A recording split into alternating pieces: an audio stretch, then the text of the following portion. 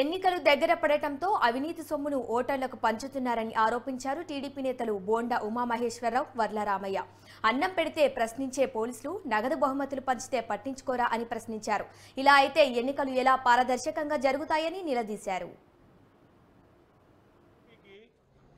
YSR Congress party ప్రభుత్వం ఏ విధంగా వ్యవస్థల్ని దుర్వినియోగం చేస్తుందో ఈ ఫోటోలు సాక్ష్యం.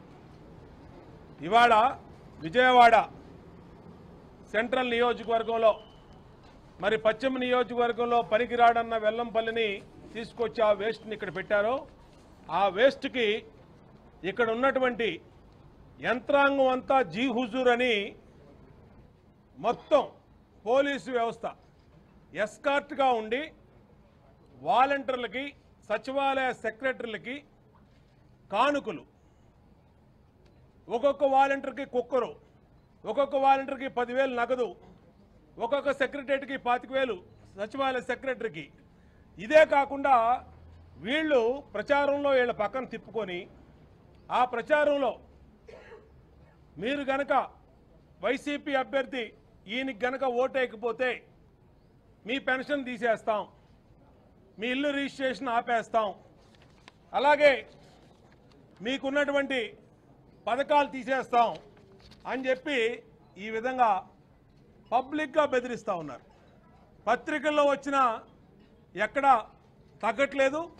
దీన్నే ఇవాళ ఎన్నికల కమిషన్ గారికి ఇంతకన్నా మీకు రుజువులు ఏం కావాలి, ఇంతకన్నా మీకు రుజువులు ఏం కావాలి? ఒక ఫ్యామిలీలో 20 సంవత్సరాల నుంచి 10 సంవత్సరాలు ఉన్న కుటుంబంలో 15-20 ఓట్లు చేరుస్తూ వేల ఓట్లని వ్యవస్థని దుర్వినియోగం చేస్తున్నటువంటి విషయాన్ని సాక్ష్యాధారాలతో సహా రాష్ట్ర ఎన్నికల అధికారి గారికి, ప్రధాన అధికారి గారికి తెలియజేయడం జరిగింది.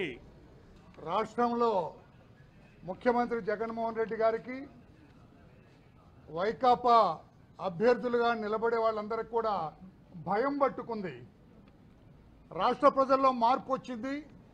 మనం గెలిచే క్వశ్చనే లేదని వాళ్ళకి అర్థమైంది. అందుకనే ఎప్పుడో మనం జనరల్గా చూస్తుంటాం, ఎన్నికలప్పుడు కొన్ని తాయిలాలు ఓటర్లకు ఇస్తుంటారు. కానీ అప్పుడైతే ఇవ్వటం కుదరదేమని ముందస్తుగానే మొదలుపెట్టాడు జగన్మోహన్ రెడ్డి గారు, ఆయన పార్టీ అభ్యర్థులందరూ కూడా. ఇప్పుడే బోండా గారు చెప్పారు, సెంట్రల్ కాన్స్టిట్యున్సీలో కుక్కర్లు పనిచేస్తున్నారు. వేలాది కుక్కర్లు తీసుకొస్తే పోలీసులు దగ్గరుండి పంచుతున్నారంటే ఆ పోలీసులు ఏమనాలి? ఫన్నీ పోలీసు, గమ్మత్తైన పోలీసులు వాళ్ళు.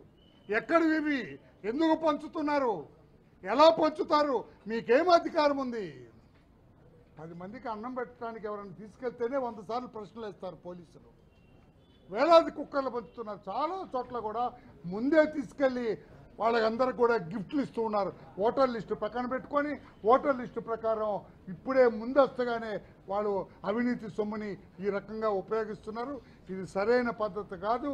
ఈ రకంగా చేస్తే ఎన్నికలు ఒక ఫార్స్, ఒక డ్రామా కింద మారుతాయి. ఇదొక ఎన్నికలు కాదు, నిజాయితీగా పారదర్శకంగా జరిగే ఎన్నికలు కాదు అని చెప్పి కూడా అనుకోవాల్సి వస్తుంది. కనుక ఎన్నికల చీఫ్ ఎలక్టరల్ ఆఫీసర్ మీనా గారికి మేము చెప్పాము. ఆయన కూడా చీఫ్ ఎలక్షన్ కమిషన్తో మాట్లాడుతున్నారు. అందుకే మా అచ్చెన్నాయుడు గారు మేమందరం కూడా సిబిఐ ఎంక్వైరీ కోరాము. సిబిఐ ఎంక్వైరీ చేయడానికి ఫిట్ కేసు ఇది.